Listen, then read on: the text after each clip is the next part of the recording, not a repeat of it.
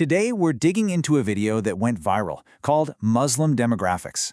Now, it makes a really controversial, data-heavy argument about where the world's population is headed. We're not here to prove it right or wrong, but to really understand it. Our goal is just to break down the exact logic and the numbers it uses, step by step, to see how it builds its case. So the entire video is built around this one single question. It's designed to make you stop and think, not just about population stats, but about something bigger, the key to a culture's very survival. So according to this source, what is that magic number? Okay, so the whole argument kicks off with this core theory, a theory of decline that's built around one very specific number it calls the cultural fertility rate. Let's take a look at what that means.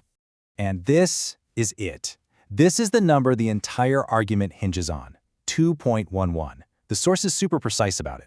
This isn't just about replacing two parents with two kids. It's presented as the absolute, non-negotiable minimum for a culture to keep going.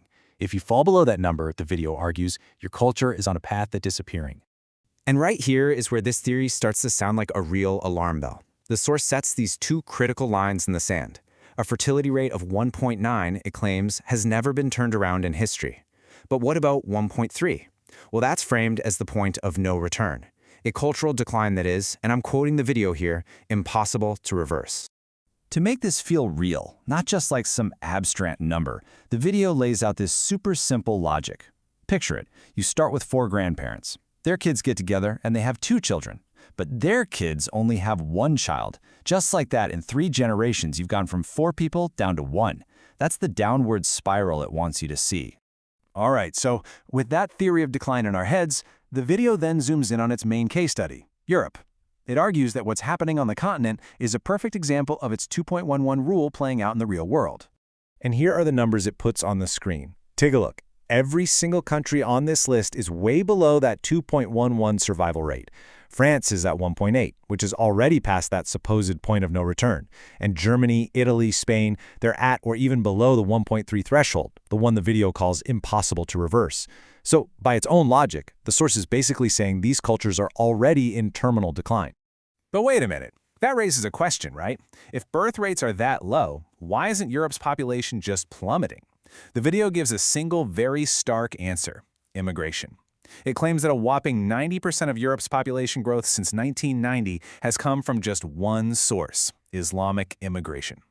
And to really hammer this point home, the video zeroes in on France with this pretty shocking comparison. It puts 2 numbers right next to each other: French families at 1.8 children and Muslim families at, it claims, 8.1. That enormous gap is presented as the engine driving a massive demographic shift. So once they've laid that foundation, that huge fertility gap, the source starts building this predictive ladder. It kicks off with things you could maybe observe, like mosques and youth demographics. But then it makes these increasingly bold projections, all the way up to the ultimate claim, that France will become an Islamic republic in less than 40 years. Then, to show you just how fast all of this is supposedly happening, the video pivots to Great Britain.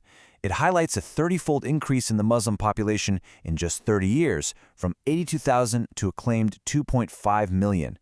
The chart is designed to show you one thing and one thing only: rapid, exponential growth. Okay, but for the Netherlands, the source pulls out what might be its most jaw-dropping statistic of all. It doesn't look at the whole population, it focuses right on the very beginning: newborns. It claims that 50% of all newborns are Muslim. And from that one stat, it projects that half the country's entire population will be Muslim in just 15 years.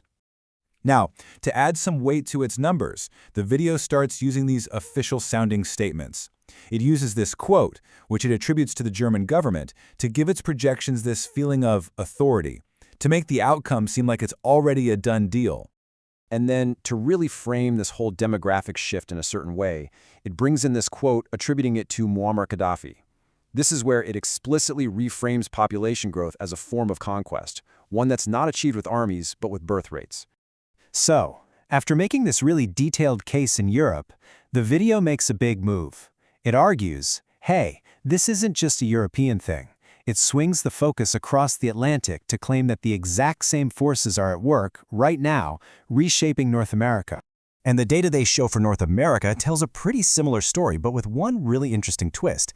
The video claims both Canada and the US have a native fertility rate of 1.6, again, way below that survival level. But for the US, it makes a special note.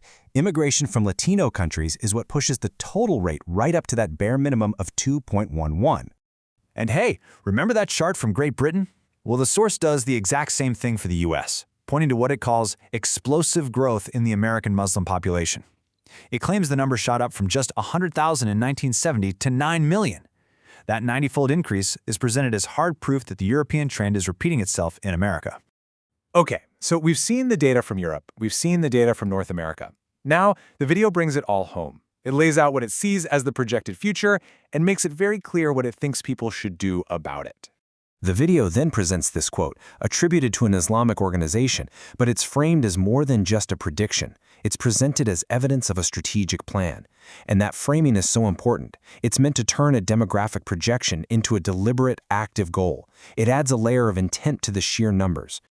And here we go. This is really the climax of the whole argument. The claims suddenly go global. Islam, it says, has already overtaken the Catholic Church. And at its current growth rate, it'll be the dominant religion in the entire world in just 5 to 7 years. It all builds up to one urgent, forward message for you, the viewer. It's time to wake up. And then, in the very last moments, the video pulls back the curtain and shows you what this was all really about.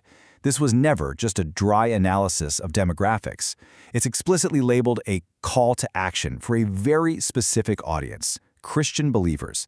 All that data was the setup. The real goal is to motivate a specific religious response. So, there you have it. That's the argument of Muslim demographics. The logic is simple, and it's powerful. You establish a rule, that 2.11 fertility rate. You show one group is falling below it, and another is way above it, and then you present the conclusion not as a possibility, but as demographic destiny. It leaves us with one final and I think crucial question. What happens when numbers are used to tell the story of a culture's future?